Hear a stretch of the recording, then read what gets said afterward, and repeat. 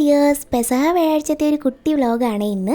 അപ്പോൾ ദേ രാവിലെ തന്നെ ഞങ്ങളാണെങ്കിൽ റെഡിയായിട്ട് ഹോസ്പിറ്റലിൽ പോകാനായിട്ട് നിൽക്കുവാണ്. ചേട്ടായിക്കാണെന്നുണ്ടെങ്കിൽ വയറുവേദനയും തലവേദനയും ഛർദിലൊക്കെ ആയിട്ട് ആകെ ഒരു ബുദ്ധിമുട്ടൊക്കെയാണ്. അപ്പോൾ ഞങ്ങൾ ഓർത്ത് തൊട്ടടുത്ത് എന്തായാലും ഹോസ്പിറ്റലുണ്ട്. അപ്പോൾ രാവിലെ തന്നെ നമുക്കൊന്ന് പോയി കാണിച്ചേക്കാമെന്ന് കരുതി ഞങ്ങളങ്ങ് പോകുമായിരുന്നു. എഴുന്നേറ്റ് ഒരു 10-20 മിനിറ്റ് കഴിഞ്ഞപ്പോൾ തന്നെ നേരെ ഹോസ്പിറ്റലിലേക്ക് വിട്ടു. ഇപ്പോൾ സമയം ഒരു 8 മണിയൊക്കെ ആയിട്ടുണ്ട്. പക്ഷേ കരിഞ്ഞ വെയിലാണേ പോകുന്ന ടൈമിലാണെങ്കിലും രാവിലെ തന്നെ ചെന്നതുകൊണ്ട് അധികം ആളൊന്നും ഉണ്ടായിരുന്നില്ല. അതുകൊണ്ട് കുറച്ച് നേരം വെയിറ്റ് ചെയ്ത് കഴിഞ്ഞപ്പോൾ തന്നെ ഡോക്ടറൊക്കെ വന്നിട്ട് ഞങ്ങൾക്ക് കയറി കാണാനൊക്കെ പറ്റി. ഇഞ്ചക്ഷനൊന്നും എടുക്കാനാണെങ്കിൽ ഹോസ്പിറ്റലിൽ പോകണ്ടെന്നും പറഞ്ഞ് വന്ന ചേട്ടയാണ്. അവിടെ വന്നപ്പോഴത്തേക്ക് ഇഞ്ചക്ഷനും സെപ്പറേറ്റ് ബ്ലഡ് ടെസ്റ്റും മരുന്നും അങ്ങനെ എല്ലാമായിട്ട് കിട്ടിയിട്ടുണ്ടായിരുന്നു. പിന്നെ അതൊക്കെ കഴിഞ്ഞ് ഇറങ്ങിയിട്ട് നമ്മൾ രാവിലത്തെ ബ്രേക്ക്ഫാസ്റ്റ് വാങ്ങിച്ചുകൊണ്ടാണ് പോയത്.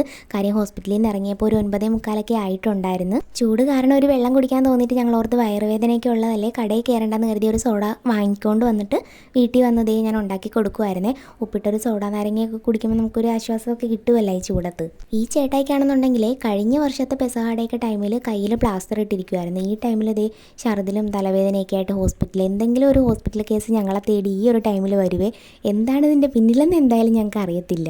പിന്നെ ദേ ബ്രേക്ക്ഫാസ്റ്റ് കഴിക്കാനായിട്ട് കൊണ്ടുവന്നതെല്ലാം നമ്മൾ പൊട്ടിച്ച് പാത്രത്തിലൊക്കെ ആക്കുമായിരുന്നേ. ദോശയും പിന്നെ ചമ്മന്തിയും കടലക്കറിയായിരുന്നു വാങ്ങിച്ചിട്ടുണ്ടായിരുന്നത്. പിന്നെ അതെല്ലാം കഴിച്ച് കഴിഞ്ഞിട്ട് ഉച്ചക്കത്തേക്കുള്ള പണിയിലേക്ക് കയറി പെട്ടെന്ന് തന്നെ തീർക്കാമെന്ന് കരുതി. അപ്പോൾ അതേ ഒരു സൈഡിൽ ചോറ് വയ്ക്കുന്നുണ്ട്. റേഷനരിയാണ് വയ്ക്കുന്നത്, അതുകൊണ്ട് പെട്ടെന്ന് ആകുമല്ലോ അത്. അപ്പോൾ ഒരു സൈഡിൽ കൂടെ ചോറ് വയ്ക്കുമ്പോഴത്തേക്ക് പിന്നെ ഞാൻ ദേ പപ്പടം കൂടെ വറുത്തെടുക്കുന്നുണ്ട്.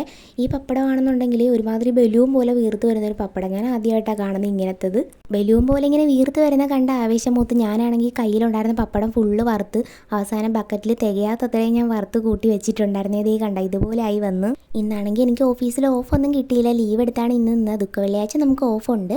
പിന്നെ അതേ അച്ചാർ എത്താണ്ട് ഇടേണ്ട വന്നില്ല, ചേട്ടയുടെ അമ്മ തന്നു വിട്ടിട്ടുണ്ടായിരുന്നേ. പിന്നെ മാങ്ങയും ക്യാരറ്റും പിന്നെ നാരങ്ങ അച്ചാറും ഉണ്ടായിരുന്നു. പിന്നെ അതേ ലാസ്റ്റായിട്ട് ഉള്ളിക്കറിയും കൂടെ വെക്കാനായിട്ട് നിന്ന് ഉള്ളിയൊക്കെ നമ്മൾ രാത്രി തന്നെ പൊളിച്ചു അരിഞ്ഞുമൊക്കെ വെച്ചിട്ടുണ്ടായിരുന്നു. പിന്നെ അതേ ചേട്ടായും കൂടെ ഇടയ്ക്ക് വന്ന് അതിനുള്ള തേങ്ങയൊക്കെ ചേട്ടയെ വറുത്ത് തന്നപ്പോഴത്തേക്ക് ഞാൻ ദേ ഉള്ളിയൊക്കെ വഴറ്റിയെടുത്ത്. ഈ കുപ്പിയിൽ നിന്നാണെങ്കിൽ എണ്ണ വീഴാൻ ഭയങ്കര പാടാണ്, അതാണ് ചേട്ടൻ ഇങ്ങനെ ഞെക്കി തന്നത്. അങ്ങനെ തകൃതിയായിട്ട് പണികളൊക്കെ നടക്കുന്നുണ്ട്.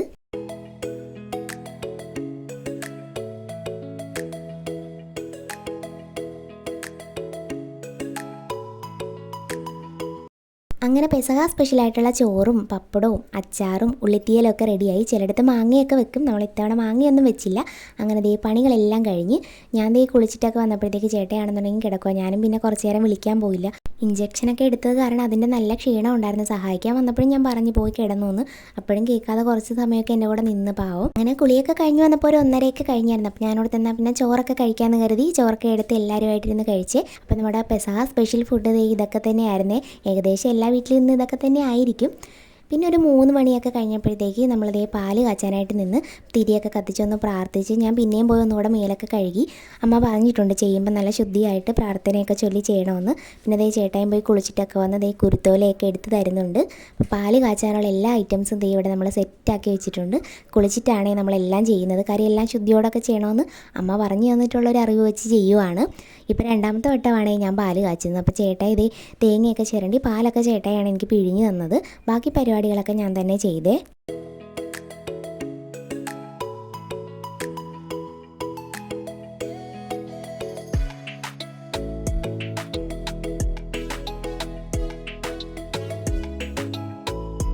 അങ്ങനെ ദേ പെസഹ പാലൊക്കെ ഇവിടെ റെഡിയായി. ഇത്തവണ ഞാൻ വീട്ടിലപ്പം ഉണ്ടാക്കിയില്ലായിരുന്നു, പുറത്തുനിന്ന് നമ്മൾ കുരിശപ്പം വാങ്ങിച്ചേ. അപ്പോൾ ദേ പെസഹ പാല് കാച്ചിയ വേസ്റ്റ് എല്ലാം കൂടെ ലാസ്റ്റ് ഒന്നിച്ചേ കൊണ്ട് കളയാനുള്ള നമ്മൾ പറഞ്ഞായിരുന്നു. അങ്ങനെ അതെല്ലാം കളഞ്ഞ് എല്ലാവർക്കും ചായയൊക്കെ ഇട്ട് കൊടുത്തിട്ട് ഞാൻ ദേ പെസഹ മുറിക്കാനുള്ള ആ ടേബിളൊക്കെ ഒന്ന് ക്ലീൻ ചെയ്തിടുമായിരുന്നേ. അവിടെയാണെങ്കിൽ ഹെൽമെറ്റൊക്കെ കൊണ്ടുവന്ന് വെച്ച് മൊത്തം പൊടിയായിട്ടൊക്കെ ഇരിക്കുമായിരുന്നു. അങ്ങനെ അതെല്ലാം ഒന്ന് ക്ലീനൊക്കെ ചെയ്തിട്ട് ഒരു 7 മണിയൊക്കെ കഴിഞ്ഞപ്പം എല്ലാവരുമായിട്ട് ഞങ്ങളതേ പെസഹ അപ്പം മുറിക്കാനായിട്ട് പോകുമായിരുന്നു. അപ്പോൾ ഇതായിരുന്നു 2025 പെസഹ ആഘോഷം. അങ്ങനെ ദേ പ്രാർത്ഥനയൊക്കെ ചൊല്ലിക്കഴിഞ്ഞ് അപ്പായാണ് പെസഹ അപ്പം മുറിക്കുന്നത്. എന്നിട്ട് മൂത്തവരിൽ നിന്ന് തുടങ്ങി ഏറ്റവും ഇളയവർക്കായിട്ട് പെസഹ പാലിൽ മുക്കി അപ്പം ഇങ്ങനെ കൊടുക്കുവേ.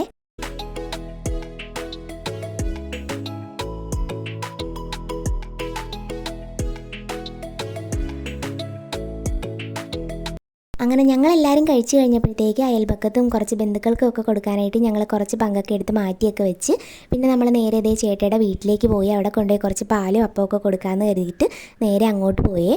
അവിടെ പോയിട്ട് അങ്ങനെ നമ്മൾ വീഡിയോസ് ഒന്നും എടുത്തില്ല, അതിന് പറ്റിയൊരു സിറ്റുവേഷൻ ഒന്നും ഇല്ലായിരുന്നേ. പിന്നെ തിരിച്ച് വീട്ടിൽ വന്നിട്ട് ഞങ്ങൾ നേരെ ഇതേ പള്ളിയിലേക്ക് പോകാനായിട്ട് ഒരുങ്ങി. നമ്മുടെ വീടിൻ്റെ അടുത്ത് തന്നെയാണ് ഈ പൂങ്കാവ് പള്ളി. അപ്പോൾ ദുഃഖ വെള്ളിയാഴ്ച വന്നാൽ നേർച്ചയിടൽ കുറച്ച് പാടായിരിക്കും, നല്ല തിരക്കായതുകൊണ്ട്. അതുകൊണ്ടാണ് പെസഹ കടന്ന് വരുന്നത്. അങ്ങനെ ദേ ഞങ്ങൾ കയറി ഈശോനെ കണ്ട് പ്രാർത്ഥിച്ച് നേർച്ചയൊക്കെ ഇട്ട് ഈ ഒരു സമയത്ത് ഈ മുറിയിൽ വരുമ്പോൾ വല്ലാത്തൊരു ഫീലാണ് മനസ്സിന്. കുറച്ച് സമയമൊക്കെ നമ്മൾ ആ മുറിയിൽ തന്നെ ഇരുന്നതിന് ശേഷം പിന്നെ പള്ളിയുടെ ഫ്രണ്ടിലേക്ക് വന്നു. അവിടെയാണെന്നുണ്ടെങ്കിൽ ദീപക്കാഴ്ച നടക്കുവാണ്. പള്ളിയുടെ മുൻവശം മുതൽ അങ്ങേ അറ്റം വരെ നിരനിരയായിട്ട് ആൾക്കാരിങ്ങനെ ഇരിക്കുവാണ്. അങ്ങനെ അതെല്ലാം കണ്ടിട്ട് ഞങ്ങൾ നേരെ ദേ വീട്ടിലേക്ക് പോയി. അപ്പോൾ ഇത്തവണത്തെ പെസഹ ദിവസം ഇങ്ങനെയൊക്കെയാണ് കടന്നു പോയത്.